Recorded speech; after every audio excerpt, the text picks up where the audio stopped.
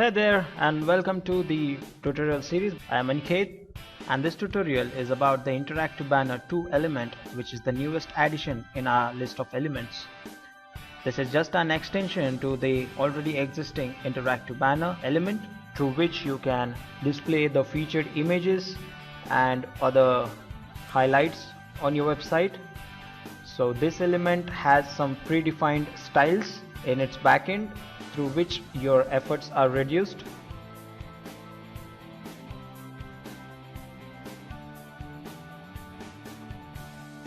We have some different effects and combinations of the transition and animations which will allow you to create amazing effects.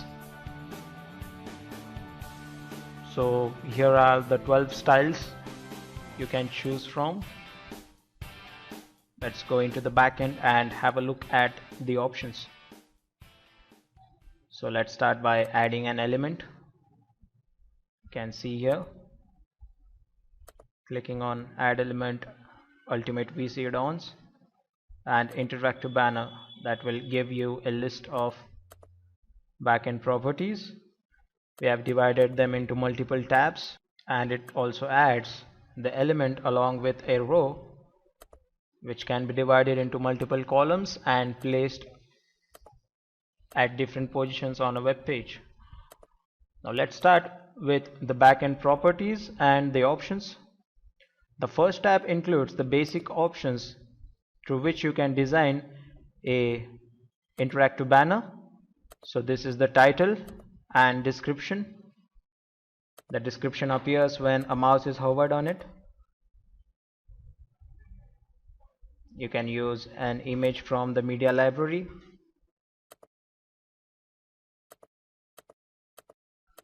Which will be displayed and highlighted.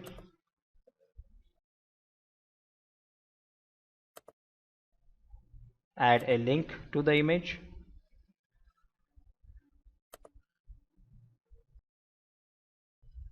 And here are the 12 styles which are divided or categorized according to the amount of text used on the image. So all the 12 styles have been displayed on our demo page.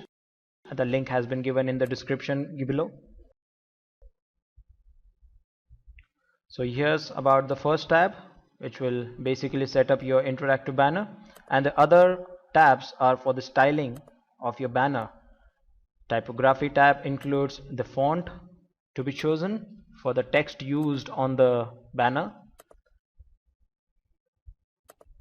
and the font size. So you can also add new fonts. We have integrated the same with our Google Fonts Manager, which gives you an option to add 600 plus Google fonts into your collection. A separate tutorial has been made to display the usage of Google Fonts Manager. You can click on the link given on screen and watch the tutorial how to add those fonts into your backend options. It's really simple and easy to add the fonts in which you can display your text. The next tab includes the color settings. Your title as well as descriptions can be given with different colors, which will make your banner readable for your users depending upon the colors and the image color scheme you have. I'll demonstrate one of them. Let's give it a yellowish shade and the description a little lighter shade.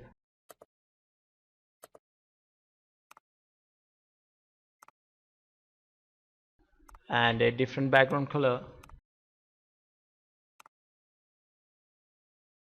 So here you can see the color of the text used on the banner is changed, as well as the background color. Now let's demonstrate use of different background colors. I'll use a pinkish shade, and here you can see the pink color on the banner, which is transparent. We'll discuss the transparency property very soon. We'll try on different colors, a bluish color, and here you can select the image opacity and image opacity on hover, which means we have got two types of image opacity, or the values can be changed depending upon the amount of background color you would want to show on the banner. So reducing the opacity of on hover image, you can make the background color more visible, and that's how you can blend with the colors used on banners. And here is the responsive nature tab, because on some devices the banner or the text used on banner may not look really nice, so you can tick on this checkbox and apply manual settings so that the text is visible. Please note that checking on the checkbox of the responsive tab will hide your description when used on a mobile or a different device, which will avoid the visibility errors that can occur on smaller devices. So that will make your interactive banners responsive. So that's all with the backend options of interactive banner. Now let's get to some frequently asked questions. If your image does not fit into the box, you make sure you're using the image which has its width more than the column width, because when you hover the mouse on the image, depending upon the animations, it gets slided either to left or right. So accordingly you'll have to take a larger image so that your image gets fit into the box. Changing the color of the borders or the lines used on the banner is possible by editing the CSS properties and adding it in this area named extra class. So the lines and borders that come across during the mouse hover, the colors can be changed. We have already shown you how to change the color of the titles, and for the border or the lines on the banner, it can be done using the extra class field and entering the CSS code in that area. The answer to this is yes. Let's check by reducing the browser size about the responsiveness of the element. So many a times you may find that the title and the descriptions are not looking pretty well on different devices, like the size of the title or the descriptions are looking weird when the size is reduced. Let's look at the example how they don't look appropriate.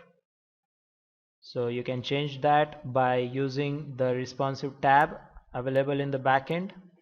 Clicking here, you can tick on the checkbox given and decide the minimum and maximum screen size where the description will be hidden in the given range. So you can select the minimum screen size to 0 and maximum to 300 pixels, so the description will be hidden for that particular range, which will make just the title show up on your screen. So here's an example. I have selected a range of 300 to 600 pixels. So if the screen size is in between that range, the description will be hidden and only title will be shown. As you can see on screen, only title is visible on hover and the description is not. And if I reduce it below the range or increase it above the given range, the description will be shown as normal, but not when the screen size is between the range specified. So here the description is shown again as my size has been increased above the specified range. So in this way you can select the responsiveness of the element. I hope this tutorial was helpful and cleared most of your doubts. Do not forget to subscribe to our channel to find out more of such videos. Thanks for watching.